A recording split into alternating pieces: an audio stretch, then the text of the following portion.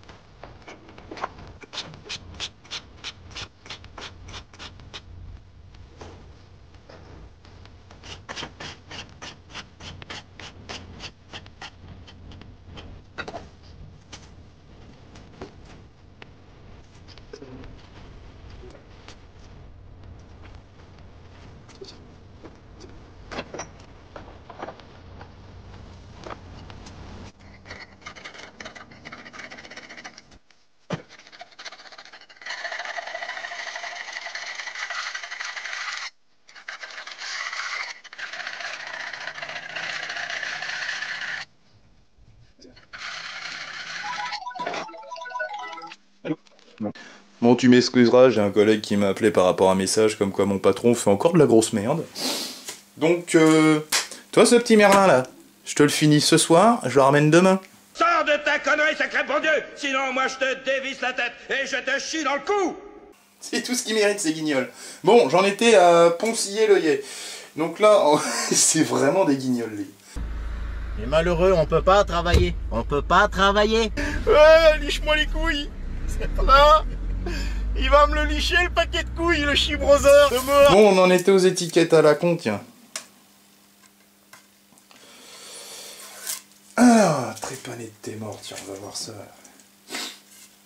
Bon, est-ce que ça passe dedans? Oh putain, un bloc en haut. Tu sais quoi? Vu que ça bloque là, je vais te remettre un petit coup de rabot tout autour. Comme le bas là. Jusqu'en haut, ça va y aller bien. Hop! Tu pouvais pas acheter un manche aux bonnes dimensions, mon copain? Bah non, ils en font pas dans le commerce. Hein. Le commerce, c'est achète ton manche en résine et sois content et ferme ta gueule. Comme l'entreprise. Alors, tu mets des petits coups comme ça. Oui, toi, j'ai voulu faire trop d'un coup. Il faut le reprendre plus bas. Hop. Voilà. On va déjà te virer ce vernis de mort.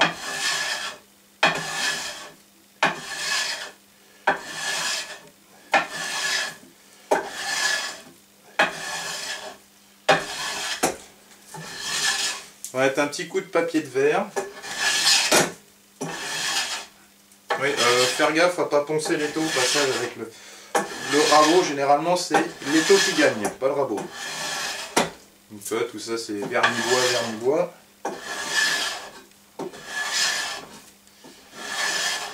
Ah, j'arrive pas à croire ce que je viens de lire. Le mec, il veut te sucrer les paniers repas si tu manges au dépôt.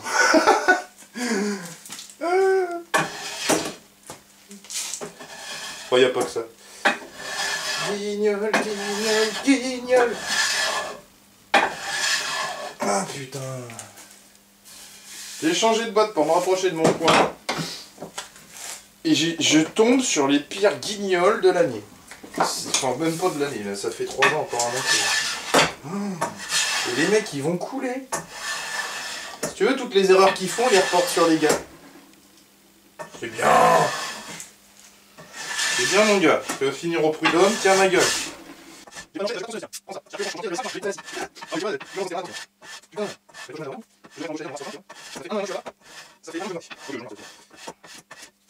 Bon, tout beau. On va pas faire. Ça, c'est un peu. On va essayer déjà. Déjà, on s'en fait tout. Là, je vais faire. Je sais pas la mécanique. Je vais poser un c'est là.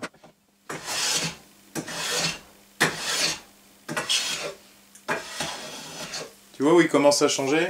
Je suis pas sûr que tu le vois parce que la luminosité est pas forcément top. Et je te signale que t'es sur la caméra qui a fait je ne sais combien de mes vidéos. Alors la pauvre, putain. Je peux te dire qu'elle en a tourné des clips de tondeuse. Hein. Elle en a bouffé de la graisse dans la gueule. Hein. On la changera un de ces 4 parce que ça me déplaît un peu la qualité. J'aimerais bien évoluer un peu là-dessus. Surtout qu'on n'est pas loin des 20 000 abonnés. Ce qui est pas mal du tout. On est déjà pas loin des 18 000. À l'heure où je parle. Enfin bon, là c'est que des chiffres, tu vois. Mais... La chaîne a 10 ans, tu vois, donc c'est pas forcément que j'ai beaucoup d'abonnés. D'ailleurs, je pense pas avoir beaucoup d'abonnés qui suivent vraiment les vidéos, tu vois. Parce que, bon, je pense qu'il y en a qui sont abonnés parce que je filmais de l'informatique, mais bon. L'informatique, j'en fais plus trop, quand j'en fais, je le filme pas. Ce genre de truc, d'ailleurs, je le filme pas habituellement. Là, je le fais parce que ça fait longtemps que j'ai mis ça de côté. Et j'ai récupéré du poirier à fendre et l'autre c'est du... Ah bah c'est 2 poiriers d'ailleurs que j'ai abattu. Enfin, le deuxième je l'ai pas battu. J'ai laissé un collègue qui voulait apprendre un peu l'abattage pour le faire. Je suis pas élagueur. Hein. Je fais beaucoup de création dans l'entreprise. Je sais très bien gérer l'entretien. J'en fais pas là, j'en fais plus là d'ailleurs. J'ai été embauché pour ça, je l'ai jamais vraiment fait. De toute façon, ils savent pas faire un contrat d'entretien. C'est assez incroyable. Ça, c'est pas mal. T'as le grain qui ressort beaucoup ici. Ça devrait pas être trop emmerdant. Toi, puis elle va venir se loger là.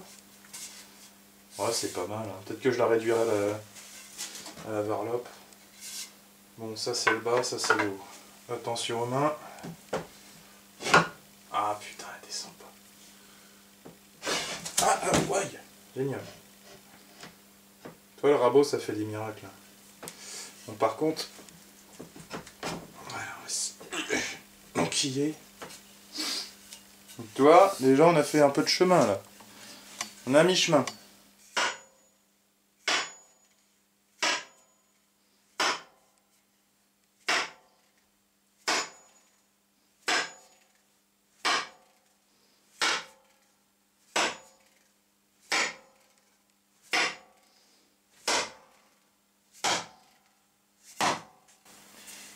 Je suis monté bien haut, hein. Et tu vois quand tu fais ça, alors soit tu tapes là comme j'ai fait, ou tu tapes par là. Mais ça, quand tu tapes par là, c'est pour faire remonter le fer. Donc là, il est pas mal, tu vois qu'il s'enfonce plus sur la tête, forcément, il y a plus de poids. Est-ce que je me fais chier à le faire aller plus haut? Je pourrais le faire à la varlope, légèrement, gentiment. On va essayer de le renfoncer pour voir jusqu'où il va comme ça. Si tu veux, ça me fait une bonne marque. Tu vois, je suis en train d'éclater le manche. Ah, même si j'ai un peu de marge.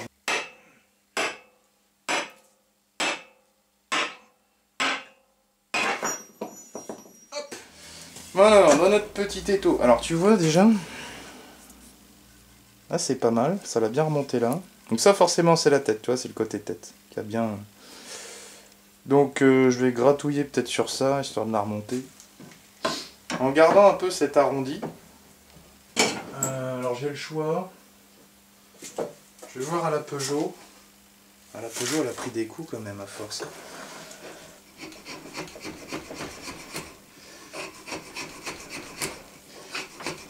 L'idée c'est d'enlever à peu près la même quantité. Et en gardant l'arrondi qu'il y a, qui va bien. Donc, je vais voir à la Peugeot. À la Peugeot, elle a pris des coups quand même à force. L'idée c'est d'enlever à peu près la même quantité. Et en gardant l'arrondi qu'il y a, qui va bien. Donc, je vais voir à la Peugeot. À la Peugeot, elle a pris des coups quand même à force. ça que la Peugeot elle est pratique, la forme de lame.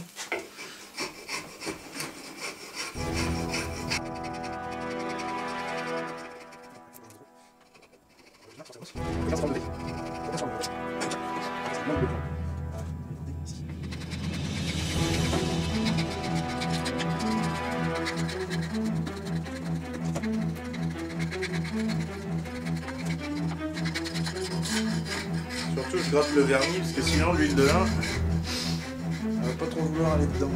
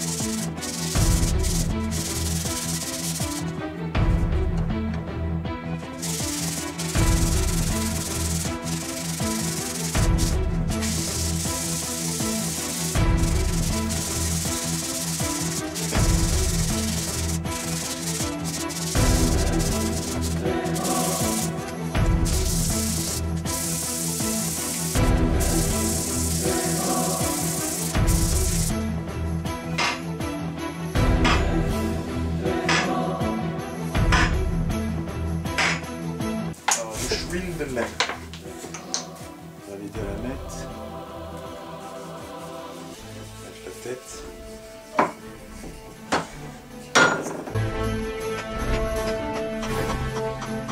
Là je peux te dire que là il est mis. Donc après ça, on peut le mettre là. Allez, viens. Je vais mettre l'huile de lin sur le manche, c'est ce qu'on fait.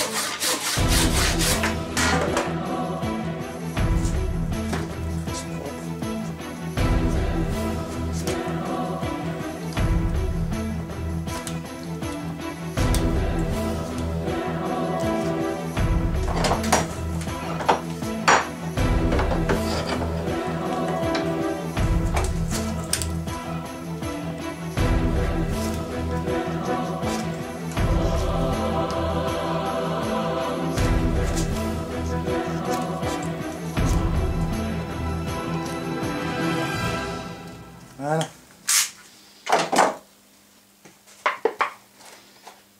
On met l'huile.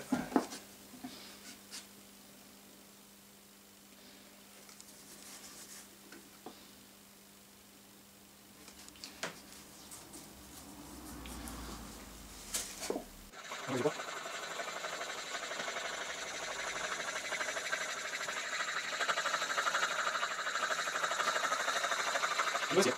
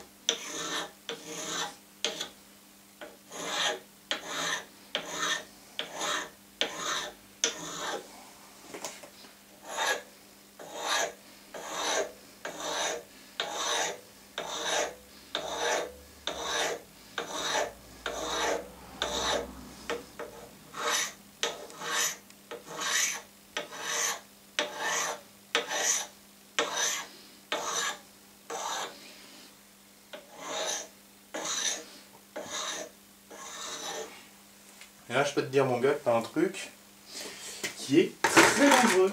C'est propre. Je vais peut-être pas le peindre, du coup. C'est vrai que j'ai tendance à les laisser dehors, mais quand je vois une beauté pareille. Donc je vais te montrer, parce qu'il a l'air vachement, tu vois, comme ça. Mais en vrai, elle est plus comme ça. Là, il repart un peu en avant. Et c'est très bien. Donc en fait, l'affûtage de base, tu vois, qui était complètement BZ, hein, parce que tu avais carrément un plat qui devait, ouais, un peu moins que la varlope, tu vois, mais bon.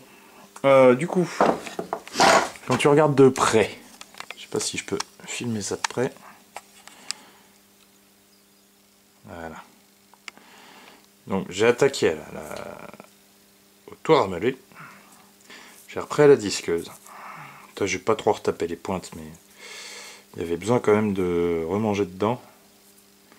Elle est fatiguée la caméra, elle a du mal à faire le focus. Et là, j'ai juste fini le tout petit bord à la pierre là que tu vois ici. Mais déjà c'est bien poli, tu vois, avec la disqueuse. Mais juste le bord là à la pierre. Montrer de l'autre côté, peut-être qu'on voit mieux. On voit pas mieux. Puis ça fait pas macro cette connerie.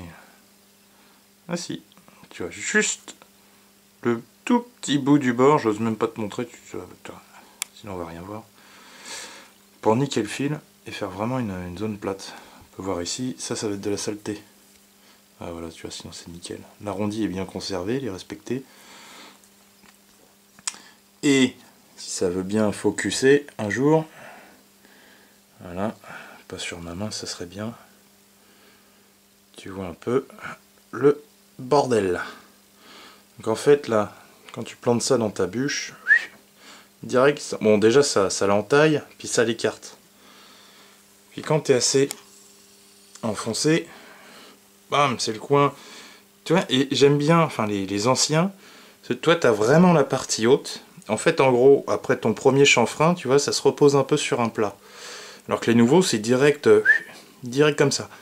Donc ça se repose un peu. Donc ça vient avec sa force initiale du choc, plus le poids qui le suit. Ça vient vraiment te frayer un chemin pour ce V qu'on a ici. D'ailleurs, V qui est plus relevé sur les côtés, comme tu peux voir avec les traces de la meuleuse.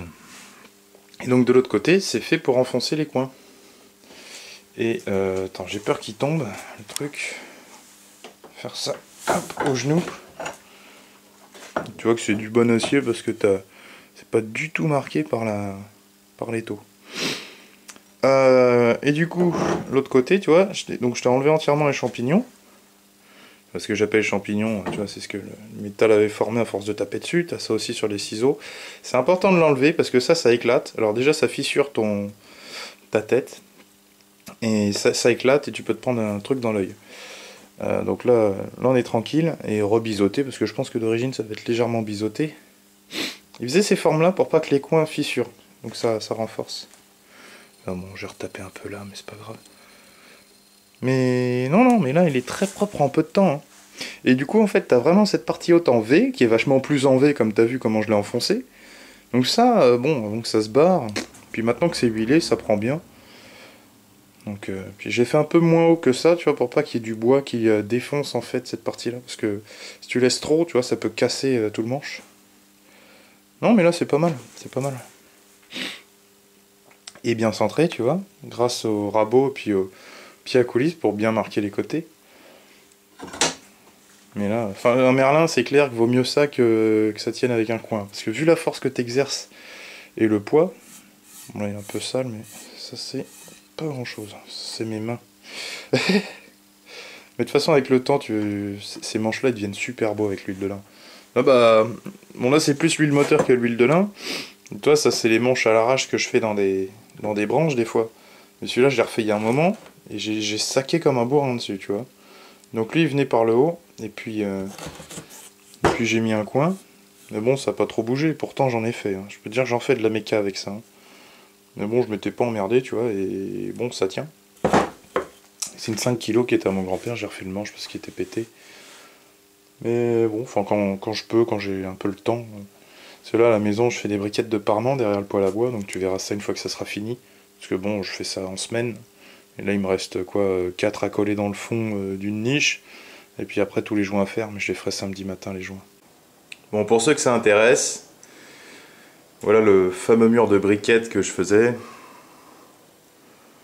Donc briquettes de parement. Tu peux voir que le plafond n'est pas droit. Donc je me suis arrêté au dernier rang et puis j'ai comblé avec les joints autour.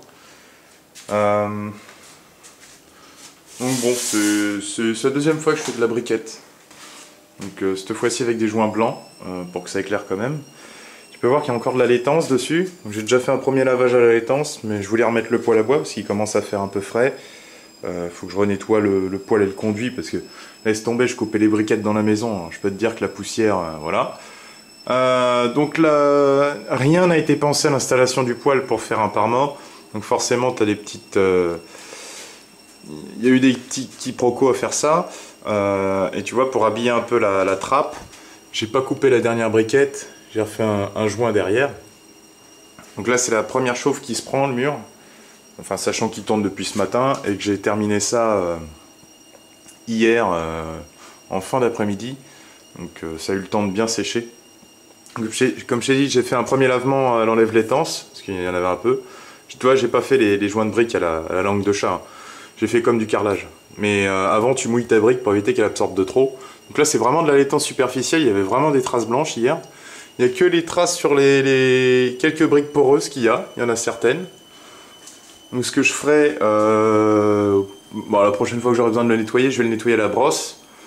Comme ça va vraiment bien nettoyer les briquettes avec l'enlève-laitance. Mais dans l'ensemble, ils ne sont pas trop sales. Tu vois, sur les bords, j'ai fait un petit chanfrein au joint pour revenir rattraper le placo.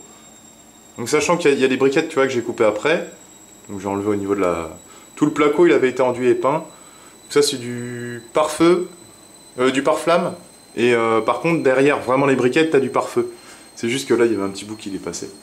Parce que ça a été rechangé derrière, c'était pas le bon. Tu vois, c'est du placo comme ça, là. Du placo feu, enfin, je crois que ça s'appelle comme ça.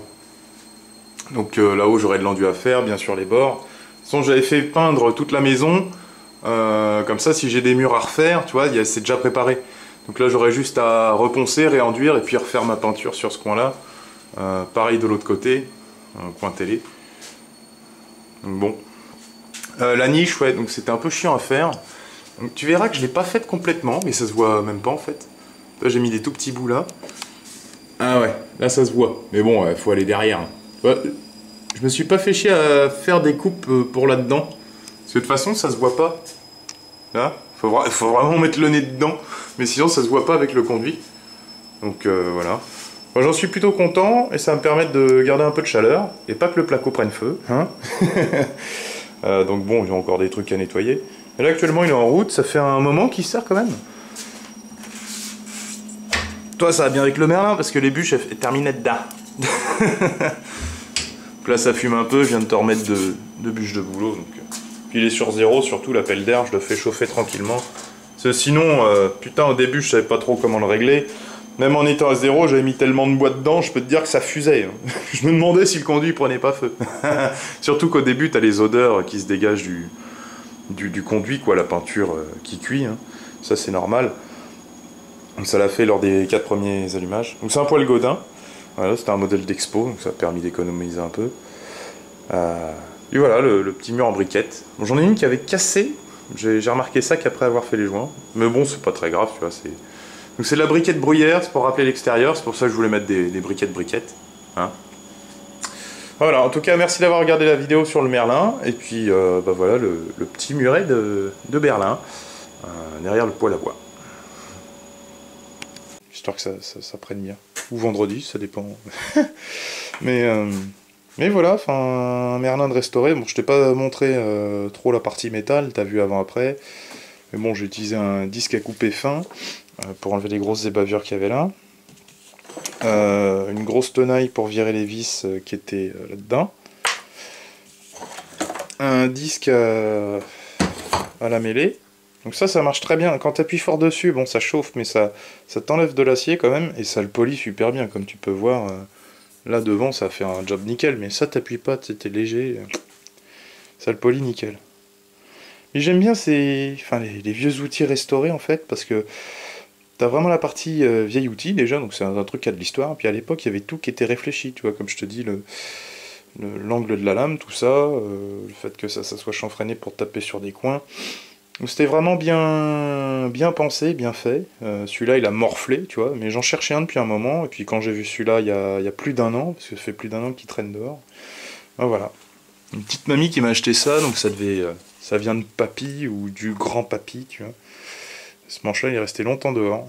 Et ce qu'ils avaient fait, eux, ils avaient pris un mancheron, tu vois, ils ont raboté là, et puis ils avaient mis la tête. Donc bon, c'est une manière de faire. Je pense que ça avait été fait au ciseau, je crois, vu la gueule, ou une scie. Mais bon, moi j'aime bien, tu vois, il est reparti, et puis ça m'a coûté quoi, 2 balles. Après le manche, il a dû me coûter 13 balles, hein, facile. Hein. Et tu vois, quand tu rabotes tout, tu te dis, bon, autant acheter un tasseau, puis le faire, mais... Puis j'ai bien choisi, tu vois. Le fil du bois, il est vraiment comme ça, c'est là où t'as le plus de rigidité. Et donc, puis en plus, j'étais bien dans le fil du bois de plan, là, pour le raboter, donc ça s'est fait nickel. Mais bon, t'as pas besoin d'énormément d'outils, tu vois, ça... Bon, ça c'est de l'héritage, ça c'est une mamie qui me l'a donné, ou je l'ai acheté en brocante celle-là, et j'en ai 2 autres, il y en a une qui vient de l'héritage, et puis une qu'on m'a donnée. Ça doit venir d'une brocante, ou une connerie qu'on m'a donnée. Ça c'était à mon grand-père. Bah, celle-là c'était à mon grand-père pour le coup. Ouais. Au pire t'as les consommables, hein, les disques par rapport à ça. Ça c'était à mon autre grand-père, donc voilà. Il y a juste cette pierre-là que j'avais achetée en brocante, qui est un peu plus fine. Derrière je l'ai acheté en brocante. Donc lui il est bien parce qu'il est très très fin, donc j'utilise ça pour affûter les forêts, tu vois. Puis bon, c'est sur un petit meuble à la con. Et puis t'as un bout de rail de chemin de fer en bas qui me sert d'enclume de temps à autre. Mais bon, enfin c'est pas une enclume, tu m'as compris. Et ça dépanne. J'ai pas encore d'enclume, mais bon, c'est vraiment pour les forgerons les enclumes. J'aimerais bien, hein, t'imagines, tu te fabriques ça là, tu te forges ça et tout, putain. mais bon, ça c'est déjà un truc qui était forgé, et puis voilà.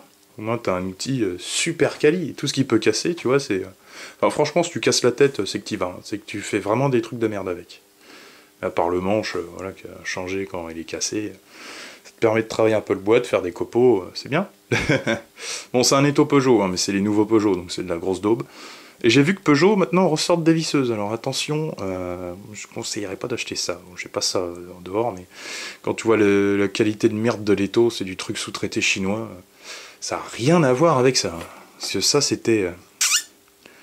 Peugeot frère. Tiens. Attends. Putain, cette caméra. Tu vois, Peugeot frère. Avec le lion, là, à gauche.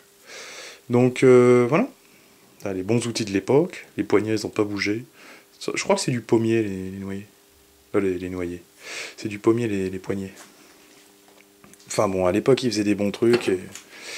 comme le rabot Stanley, laisse tomber dans le commerce, tu vas acheter ça, tu payes ça une blinde. Tu payes ça une blinde, tu vois, fabriqué en Angleterre, Stanley numéro 7.